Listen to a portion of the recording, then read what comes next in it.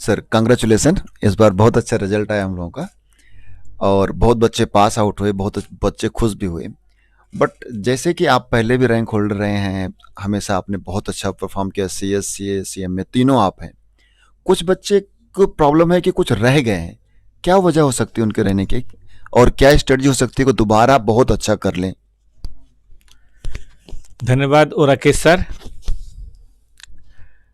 देखिए, जहाँ तक एग्जाम के सक्सेस और फेलियर का सवाल है, तो एग्जाम बेसिकली क्या है? एक टेस्टिंग है।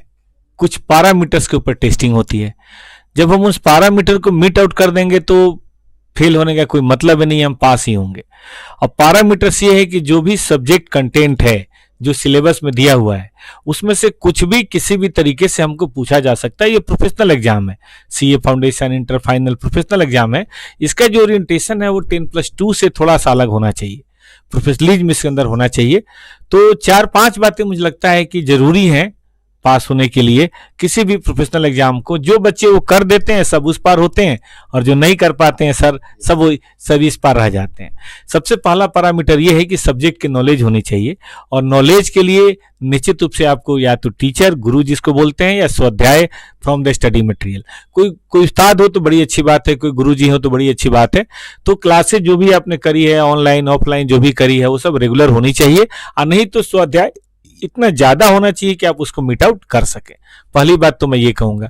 फिर दूसरी बात, चूंकि पढ़ने में 3, 4, 5, 6 महीने टाइम लगता है, एग्जाम 6 महीने के बाद होता है, 4 महीने के बाद, 9 महीने के बाद होता है, तो चीजों को रिकॉल हमें करना है। उसके लिए हमें समराइज नोट्स बनाना पड़ेगा। अब देखिए, छोटे से एग्जाम्पल के तौर पर लॉ का सी इंस्टीट्यूट का मॉड्यूल इतना मोटा है जो पॉसिबल नहीं किसी बच्चे को याद कर पाना, लेकिन वहां रिप्रोडक्शन करना है। केवल समझ से आप सेक्शन रिप्रोड्यूस नहीं कर सकते, कंटेंट रिप्रोड्यूस नहीं कर सकते। तो उसके लिए बेहद जरूरी है कि हम चीजों को समराइज करें, मतलब सबको लर्न करें, सबको अंडरस्टैंड करें, कॉन्सेप्ट पूरा समझे, इसमें खराबी नहीं है। लेकिन मार्क करके या शॉर्ट नोट बना के हम चीजों को समराइज अगर कर लेते हैं तो फिर आगे रिप्रोड्यूस करने में आसानी होगी। चाहे लॉ हो, चाहे अकाउंटिंग स्टैंडर्ड हो, चाहे ऑडिटिंग हो, चाहे टैक्स के प्रोविजन हो, चाहे इकोनॉमिक्स हो, चाहे EIS-SM हो, ये बगैर किए बात नहीं बनेगी। मैंने देखा बहुत सारे बच्चे 60, 70, 80 लेके घूम रहे हैं अकाउंट, एडवांस अकाउंट, कॉस्टिंग में, लेकिन वही बच्चे IT में, लॉ में, ऑडिट में बड़ा स्ट्रगल कर रहे हैं, टैक्स में स्ट्रगल कर रहे हैं। तो ये दोनों के अप्रोच का थोड़ा सा फर्क लेना पड़ेगा, थ्योरी भी हमें उतना ही मन से देखनी पड़ेगी। इसके अलावा मुझे लगता है कि भाई रिगोरियस होमवर्क अपने आप को आप जब तक नहीं करेंगे तब तक आपका माइंड नहीं खुलेगा एप्लीकेशन ऑफ नॉलेज के ऊपर, क्योंकि एग्जाम में तो एप्लीकेशन नॉलेज सर जरूरी है, आप ऐसा मानते हैं। बिना एप्लीकेशन नॉलेज के क्या होना है, क्योंकि एज इट इज क्वेश्चन तो आता नहीं है, स्टडी मटेरियल में थोड़ा ट्विस्ट करके पूछा जाता है। तो इसलिए बड़ा जरूरी है कि हम अपने घर पे अपने आप को थोड़ा टॉर्चर करें, थोड़ा अपने दिमाग पे प्रेशर दें, जोर दें, पढ़ाई के बारे में एकाग्र होकर खूब बढ़िया से करें। फिर इसके बाद जब क्लासेज वगैरह हो जाए, या क्लासेज के दरमियान भी समय समय पर रिवीजन करें। खासतौर पे आखिरी जो 3 महीने, 2.5 महीने, 2 महीने जो आपको मिलते हैं, 1 महीने सही, लेकिन उसमें रिवीजन करें। 2-3 बार रिवीजन नहीं करेंगे तो आप कैसे एक्सपेक्ट कर सकते हैं कि आप सबको हूबहू रिप्रोड्यूस कर देंगे? और बगैर रिप्रोडक्शन के तो नंबर आने नहीं है, क्योंकि जानने का तो नंबर ही नहीं दोस्त। एग्जामिनेशन में हमेशा दोस्तों याद रखो कि नंबर लिखने का है, जानने का तो बिल्कुल है ही नहीं, ठीक है ना। और सबसे लास्ट में मैं कहूंगा कि टेस्ट दीजिए अपने आप को। जो गलतियां हम मई में करेंगे, एग्जाम में करेंगे, वो गलतियां करिए, लेकिन फरवरी में करिए और जानिए कि गलती हो रही है, सुधार कीजिए। मार्च में करिए, फिर थोड़ा सुधार कीजिए। अप्रैल में करिए, फिर सुधार कीजिए, ताकि मई में गलती के चांसेस कम से कम हो। तो ये 5 बातें अगर हम ध्यान दें तो कोई दिक्कत तो नहीं होनी चाहिए, और ना होती है। हाँ सर।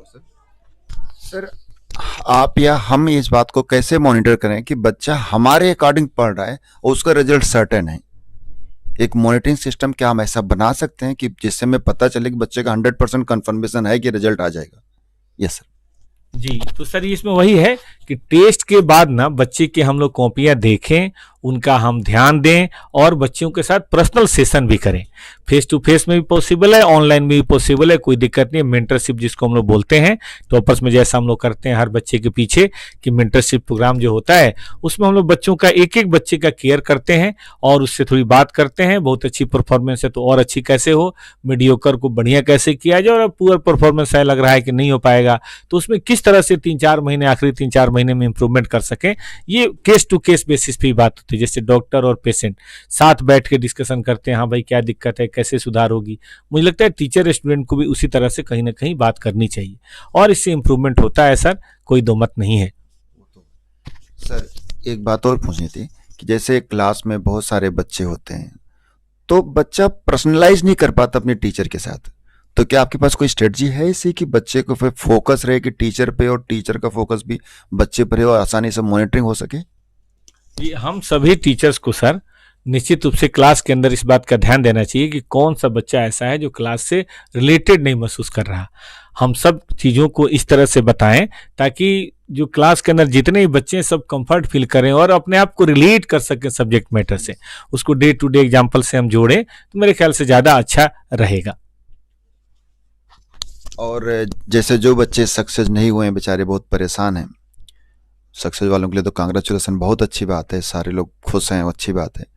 लेकिन अब जो सक्सेस नहीं उनका पेपर होने वाला है, उतना बहुत ज़्यादा टाइम भी नहीं है, तो कौन सी स्ट्रेटजी फॉलो करेंगे कि दोबारा बच्चों बाद उनकी खुशी वापस आ जाए उनके पास, जो अभी उनके पास नहीं है? सर सबसे पहले तो ये समझिए कि हमें नॉलेज जो है ना वो अधूरी है, काफी हद तक है लेकिन अधूरी है। अब उसको बस कहीं कहीं फिल द ब्लैंक्स करेंगे तो बात नहीं बनेगी। आप ज्यादा अच्छा है, जब क्वेश्चन ज्यादा गलत हो जाते हैं तो कैसे मिटा के फिर से हम लोग बनाते हैं, तो आप समझिए कि कुछ नहीं है और सब शुरू से करिए। हाँ, शुरू से थोड़ा फास्ट मैनर में करिए, बिल्कुल अभी तो 3 महीने और 20 दिन है, निश्चित रूप से बात बनेगी। पूरा सिलेबस करिए, उसके नोट्स बनाइए, समय दीजिए और इसके लिए सबसे ज्यादा इंपॉर्टेंट है कि हम काम कम करें। कम करें से मेरा मतलब है पढ़ाई नहीं कम करें, बाकी जो अदर रिलेटेड हमारे लाइफ में काम है उनको थोड़ा कम करें, अपने गृह का त्याग करें या थोड़ा लाइब्रेरी में बैठे, मतलब इस तरह की जो बातें होती हैं, कमरे में बैठे तो दरवाजा बंद करके बैठे, नीचे काट दें जिसमें मम्मी खाना उसमें भेज दें और आप जब जेल के कैदी की तरह खा लो। बिल्कुल जरूरी है। कितना दिन है दोस्त, 100 दिन की तो बात है और काम अपना बन ही जाएगा। आप एक बार करिए। और टॉपर क्लासेज जिसके लिए हमेशा आपके साथ है, हम लोग का जो रिवीजन प्रोग्राम होता है, किसी कारण से बच्चे नहीं हो पाते, हमने देखा है उसमें सक्सेस का रेशियो बड़ा अच्छा होता है, तो आप उस रिवीजन प्रोग्राम को ज्वाइन कर सकते हैं। टॉपर्स का जो हेल्पलाइन नंबर है, आप उस हेल्पलाइन नंबर को नोट कर लें और उस रिवीजन प्रोग्राम को आप आराम से करिए, बिल्कुल बनेगी अपनी बात, नहीं होने का कोई मतलब ही नहीं है। और किसी भी तरह की दिक्कत हो तो आप हेल्पलाइन नंबर पे, हम लोग के पर्सनल नंबर पे कांटेक्ट करिए, हम आपके साथ हैं। मैसेज करिए, फोन में थोड़ी दिक्कत हो सकती है, मैसेज करिए। ठीक है दोस्त, तो बस आज के लिए इतना ही, धन्यवाद।